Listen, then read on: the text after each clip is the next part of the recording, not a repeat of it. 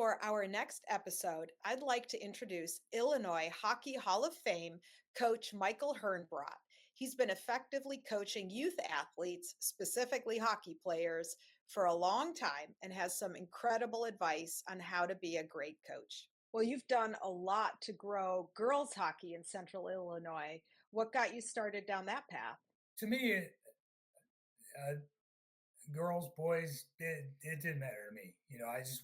I wanted to get kids to, love the sport that I loved and get the things out of it that I got. I've always looked at sports as, um, it's not really about the sport itself.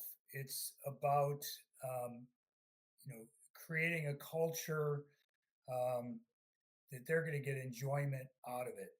The sport is just sort of the vehicle. What you're teaching is sort of the vehicle to help young people, and their parents, to get them to be good, decent, responsible, character-driven uh, humans. And in that mix of things, outstanding athletes come out of that. I walked into an ice rink you know, before I even remember walking into an ice rink, but at about 5 years old, maybe 6 years old, I met a gentleman named Paul Ruby in Mm. the town that I grew up with in Oak Park, Illinois. And, just magically, I remember just thinking, I want to be in an ice rink. I want to play this sport. This is all I want to. This is all I want to do. And he just made it feel like I've got 2 days to go to school, and then Wednesday night I get to go to the ice rink and all that. And then as I played as an athlete, and then started to get into coaching at the end of my competitive career, and I started coaching myself and meeting different kids, different ages, and all that, I always kind of wanted to know what was it that made me fall in love with the sport, push it as far as I could go, as a child. And then why is it that some kids that are getting the same message from the coach, what is it that just drives them to want to continue and to learn Mm. about that? Mhm. And I always joke, that um, I've been trying to kind of be Paul Ruby my entire life, right? Um, I just actually spoke with him on the phone the other day. He just turned 90 years old, Oh my gosh, yeah. and I think about 1966. I walked in an ice rink.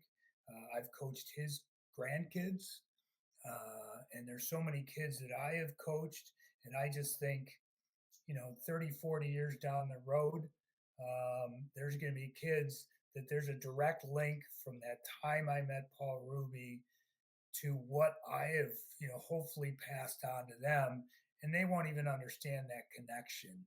So, Yeah. um, and I still haven't quite figured it out, so. Yeah, it sounds almost like kismet, sort of a magical moment, and Right. it changed a lot of things. Yeah, that's incredible. Yeah. Was there some small moment or decision in your career that turned out to be a big turning point? Yeah, for me, I like to say I never had a big long plan into I'm going to do this for a professional career. However, after I you know went in the Marine Corps, played hockey for the Marine Corps, and got out, I kind of moved back to the Chicago area where I grew up with, and I started to went back to my old ice rink, which Mr. Ruby was still there running the adult league and running the house league. He asked me to help him with that. At the same time, we moved into town one over, Berwyn, Illinois, and I started running an inline hockey program, um, and started doing that just as to help out the community that I lived in, and wasn't getting paid for it. It was just a voluntary thing to do. Um, And the first year I did it, we had like 40 kids in the program. And then within 2 years, we had 300 kids in the program. And I kind of recognized that what I was doing as a hobby, I was just getting more out of that than what I was doing for a living because I was a Mm, computer programmer and all that. And that's sort of when I realized this is what I would like to do for a living if I could just yeah. sort of figure out a way to do that Yeah. Yeah. with a with a a young family, a couple of kids and a mortgage and all those things. How Yeah. do I kind of transition out of being a computer programmer and into the hockey world? Mm. Is there one piece of advice that you find yourself giving players over and over again? Hi, everyone. What's your Everest? We all have a mountain we're trying to climb. My book here, What's Your Everest? How to Win in Sports, Career, and Life While Enjoying the Ascent, is here to help you with your journey to the top while enjoying the climb. It's written for both teens and adults who are looking to grow, push themselves, and believe bigger. It's available on Amazon. And if you find this book is helpful to you, even with one step up the mountain, I'd truly be grateful for your review.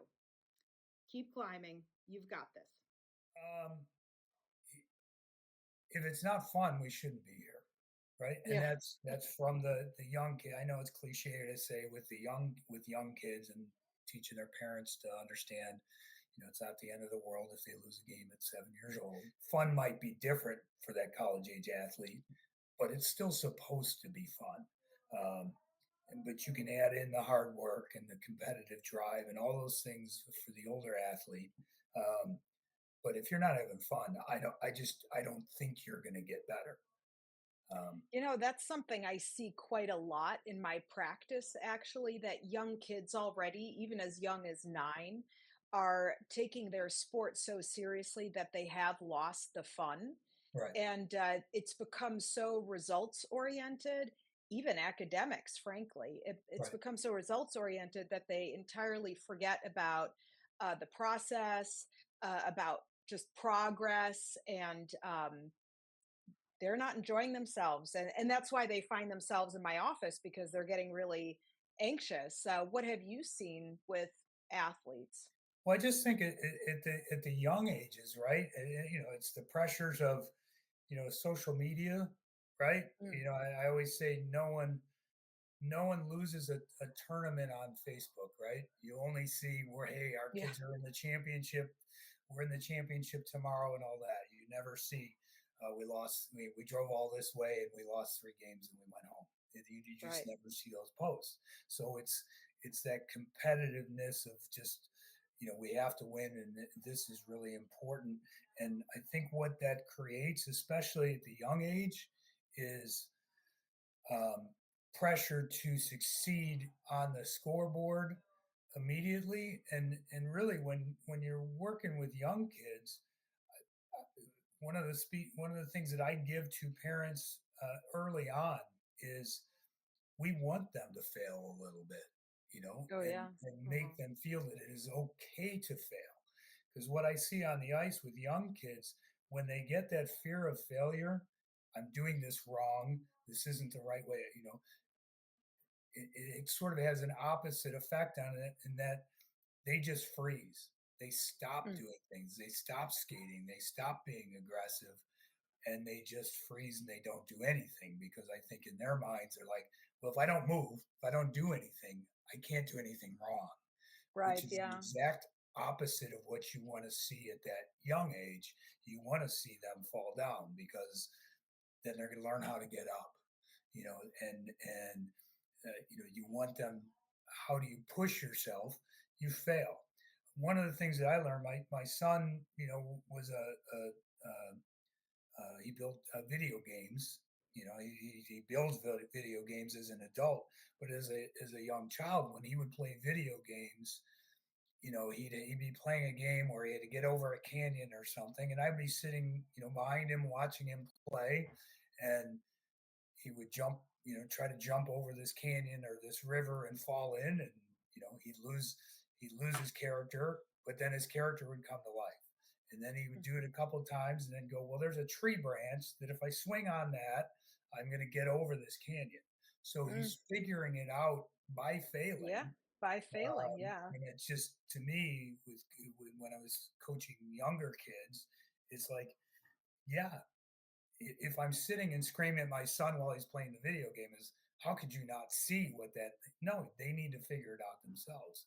And the sport of hockey too, we don't have microphones in the helmets. Where they have to? Hockey is a information processing sport. They have to see what's in front of them, um, and then adjust to it as they go. Hockey is a sport, unlike football or something where you line up and you run a play. Hockey is constantly changing. You're on offense, you're on defense. Where is the puck? All that kind of thing. So the players have to process all that information and make decisions in real time. And that's not something you can read in a book or show it. They have to kind of learn that. And I believe they learn that at a young age to just sort of process that information and get to it.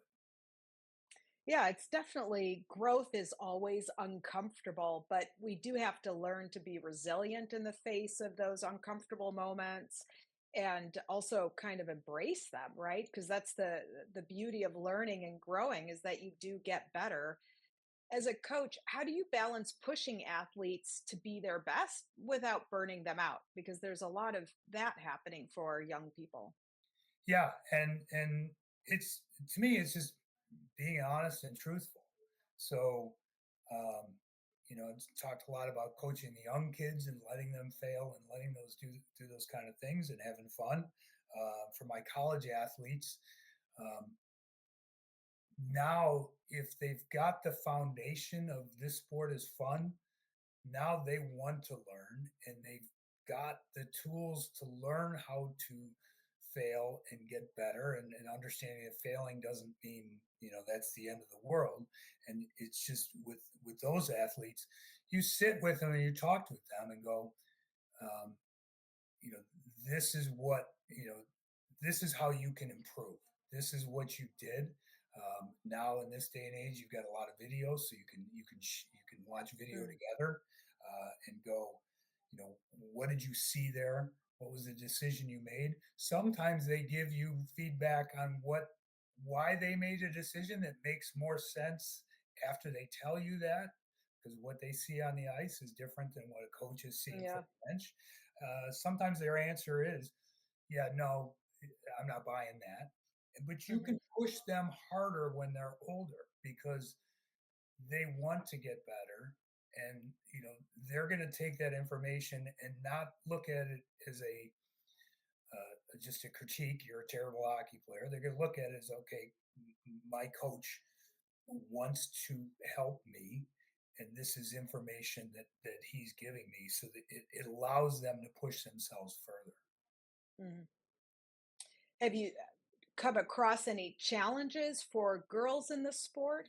It's actually, it seems easier to me working with female athletes than male athletes, because they're connected to one another even better than the male athletes. Is this Are they not competing to be number 1 in the same way that maybe the boys are? With the female athletes, at least the ones that I've coached, it's how do I make my team better? Not so much as I want the spotlight on me, I'm the best player, all that. It's what can I do to help my teammates and my team. Not that the male athlete doesn't think that way too. I just see it more in the male athlete that it's like, well, coach, I got 4 goals and 3 assists and all those kind of Mhm. things, and it's Yeah. about me. Does that change with age at all? Um, I think, by the time that they're with me at the college level, um, because at 13, 14, 15, right, they decide I am this, I am a hockey player, I am a team player. And by the time they get to me, they've probably just built a foundation of understanding that. So a lot of the athletes I work with, they're a little bit more into the culture and understanding that they're playing a role, and they fit within the team. So it's not as much about the individual player. It's usually Mhm. those, before 13, 14, they're still a little bit more focused on themselves as individuals. But if they kind of stick with it and jump through it, the players that are playing at that higher level of competitiveness, they've kind of learned those skills. Mhm. Yeah. Have you ever run into issues where it was very difficult to get a team to create its own culture where they really were interreliant during the game? Uh, yes, occasionally, and sometimes it just takes. What I always say is that it's very difficult to get 100% of the room in that team culture and all that. But if you can get 90% of that in, you're doing a good job. Because then that one player or two players that aren't buying in, um, you can get the other 90% to kind of help them learn to buy in. Yeah. Um, I am an old Marine, so I'm a big believer in leadership development at the college level. One of the things that I have that is helpful is a lot of my athletes I can have for 3, 4 years. So Mm. I can, I, I can kind of build that leadership in. I always have leadership groups of players. My team, they don't necessarily have to be my team captains. I've had leadership groups of 6, 7, 8 kids um, that I'll have conversations with them, teach them, to they already know if they've been with me for 2 or 3 years, they know what my expectations are. Um, we sit down together. There are occasions where I'll tell them, you guys are responsible for that culture in the locker room. You know what I expect. I am here to help you through things when you think it maybe needs to get to the coach level. Um, Obviously keep me informed of what's going on in the locker room. But if you need help, then I can sort of step in as the coach, and lay down the law if need be. What I found at the college level is, um, my freshman players, they come in, um, and they have to learn what our culture is, what my expectations are. Therefore, what are the expectations of my leadership group? Therefore, the whole team. By their sophomore year, I always kind of say they have either figured it out or they haven't. I don't have a 300-page manual. It's what my expectations are is a pretty small list of things, um, and they've either figured it out by their sophomore year or they haven't. Have you, it's interesting because it's such a maybe somewhat unique perspective to give them the opportunity to be a leader. And there are so many ways to be a leader, even role modeling what the culture is of a team, etc. Um, what have you had to deal with parents that might have been overly involved or still trying to coach their kids when their kids actually have a coach? At the youth level, it's a bigger struggle, right? Because they're paying money to be in there. That they some parents will think I am paying this money, therefore my player will get better, and um, all that type of thing. Um, with parents like that, what I have found, because I'm beyond just being a hockey coach, I'm a rink manager, so I sort of have to deal with sometimes parental issues, not from just the teams that I coach, but from the teams that are within my um, purview. I also have some volunteer coaches at the recreational level and those kind of things where we have parents coming in. What I have found is um, most parents will buy into all the things I said at the top of the podcast. In that we are we are trying to help you and help your kids become good character driven young people from doing that. That's really what this program is about. But Mm. on occasion, they think it is about the wins and losses and all that. I have found um, you know, parent meetings at the beginning of the year, explaining what your organization is about. what you're about. I give out my business cards. I say, come and talk to me. Um, present just like with my leadership group at the higher levels. This is what we expect. This is what our organization is about. And if those parents do come to me during the season with, hey, if we just did this differently, or we're doing that, I can usually refer back to those parent notes at the beginning of the year and go, that's really not what we're trying to do. Hmm. That is not our setup. Sometimes, it can be as like, maybe we're not the right program for you. Um, is the way to handle that. Um, but I will always answer their questions. I might not give them the answers that they want to hear. Um, Usually, when we have those conversations, I will talk to them until they have their hand on the doorknob to leave and go, did I answer every question you've got? So at least we Yeah. have an understanding of it. What I found is when I first got into the industry, I felt like if one person was complaining about something, everybody was thinking that way. What I found is no, it's usually that one kind of squeaky wheel and all that. So Yeah. there are challenges. It's a little bit easier at the college level because we have 25 players on the team, and also at that age, um, the college level player, they don't want their parents coming talking to the coach. And Mm. on occasion, when a parent, occasionally will say something to the coach, I can usually that's just like, if your son has an issue, have your son or daughter come and speak to me. Hmm. What about when parents are still sort of behind the scenes correcting their kids on the car ride home, giving them all the notes when maybe there should be a 24-hour moratorium on feedback? Yeah,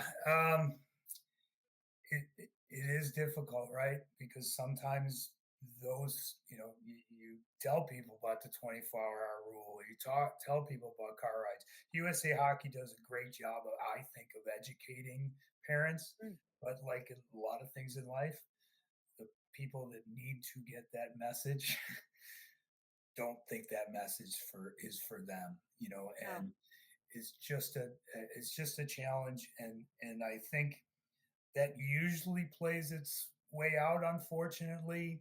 That age group, 13, 14 years old, where those kids make that decision. I mean, that's the age group that, in any sport, you see youth athletes, you know, getting out of that sport. Uh, yeah, right. and They and I quit. would argue they're not getting out of the sport because they didn't love the sport when they started it. They didn't love the car rides. They didn't love getting the speeches. They didn't get that, and that's why they got out of it. Yeah, there's some shocking statistics about something like 70% of kids drop out of sports by the time they're 13. And Right, I do think it has a lot to do with the pressure to create results as opposed to character, right. or all the other skills that are so valuable across the board in other areas of life and across the lifespan. Yeah, it is funny because when I talk to the younger parents about you know we don't follow the scoreboard, right? Sometimes you play really well, and you don't win. Sometimes you play terrible and you win. Um, but that's how I follow it. When I coach my older players, I talk about 3 points of emphasis for a game. I don't try to feed their heads with too much. It's just some basic things of might be specific to the team we're playing, but it's mostly let's focus on these three things in these games. And typically, after a period ends, we come back in the locker room, and when we go back to those 3 points of emphasis and go, how did we do? We said we Mm. were going to, go hard in the corners this game. We did that well. We said we'd win, the majority of our faceoffs. We didn't do that well this period, and whatever the third thing, we didn't do that well. Then we look at the score and go, well, we're losing 3-0. We got one thing right. Let's clean up the other two things and see where that turns out. And then at the end of the game, whether you won or lost, you're focused on those emphasis things rather than what was the score. You see a lot with parents is like, we lost, therefore we are terrible. therefore we won, therefore we're great. As a coach, Mhm. you just know, that's not always the case. I mean, I think that's incredible because, I run into this issue all the time again, where it's about the wins and losses or the points or the results, what have you. But it's fascinating because I heard a story from somebody I know. He plays golf with Michael Jordan, and he asked Michael Jordan, "How'd you do it? How'd you deal with the pressure for those game-winning shots?" And Michael Jordan apparently said to him two things: "I practiced that shot from every point on the court so many times that I could guarantee it would go in. And I didn't give a shit if it went in or not." And to me, that last statement, that's exactly the mind of a champion because he already knows he put all the effort into the preparation and he played his hardest. I mean, Michael Jordan never was lazy, right? Right. So he always did whatever he could. And you hear kind of the same mentality from Scotty Scheffler, the golfer, where he puts all his effort into the preparation. So by the time Mhm. he gets to the tournament, he's there to have fun. And that changes how you view things. And ultimately, you're going to play a whole lot better when you're having a good time. Right. And we talk about the fear of failure, right? So what Michael Jordan was saying is, I had no fear of failure, none. Right. And Right. and you know, being a Chicago guy myself, Michael Jordan is the greatest athlete I ever saw as far as Yeah. competitiveness, all those kind of things. You know, the other thing that I would say about Michael Jordan, yeah, we remember, those game-winning shots. He didn't make them all. He missed some, You didn't make them all. Yeah. but Yeah. what you remember is he made he made the big ones, and Yeah. Right. that fear of failure, you just can't have that. Absolutely. Have there been any standout moments with young players that really stuck with you where you thought to yourself, this is exactly why I do this? Yeah, what I tell parents all the time, and I've been running ice rinks for going on 30 years now, and coaching thousands and thousands of hockey players, and I've had some players that have gone on to, extremely high levels of the sport.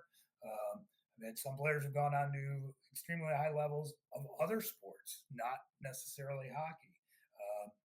I have only had two athletes that came into my building under 5 years old where they were complete unicorns, right? I've never seen anything like this.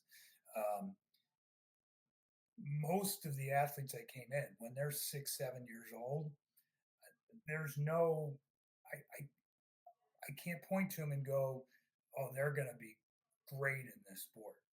Hmm. One of the best athletes I've ever had. The first 5 times he came to one of my learn to skate or learn to play hockey programs. He came out on the ice and he went and laid down in one of the nets just on the ice for the Yeah. entire time. And luckily, his mom, who I'm still friends with to this day, it was from 25 years ago, we would joke. She's like, I can't believe I'm paying you money for that kid to lay on the ice. And I said, Yeah. well, I could kind of grab him by the scruff of the neck and force him to come out. Um, I said, he'll eventually come out. And I'm checking on him. He seems perfectly happy to be laying on the ice in there. And, I'd tell you by the fifth time, I was like, I hope this kid comes out. Every new drill I would do, say, hey, Patrick, we're going to go do this drill. But eventually I felt the tug on my pant leg and it's like, okay, coach, I'm ready. And now he is actually head coach of one of the teams that I play, that I coach against. Yeah. And he hates when I tell that story. Um, I bet. Yeah. but it's a But good it's so story. true, right? Yeah. Yeah. But you just never know. And you just go back to, it's got to be fun. They have to enjoy it. I would say the things that I see that are in the mix, right, that are just in the recipe are, sometimes with these 6, 7, 8 year olds, you're trying to instruct them a little bit. Some of them are just staring up at the lights. They're not paying any attention at all. Other kids, even at that young age, they seem to be paying attention. Now, for the young kids, I just want them moving. I don't get into too much instruction on things. I help them figure it out at first. Um, but there's some common things. It's parents that are very supportive, but it's not the end of the not every time they come out is the end of the world. It's they're Yeah. supportive, and if their child says, "I don't want to do this," you know, they're supportive and they're there for them, but it's not everything. Yeah. Absolutely. That's important, right? Balance Right. across the board. Well, tell me, coach, we always ask our guests, what's your Everest? What's next for you? What do you want to achieve? What's the next level of success for you? Well, for me, I'm not as young as I once was. I think I'm kind of already there, right? I've been coaching with Illinois State for 13 years now. Um, uh, I have four grandkids now.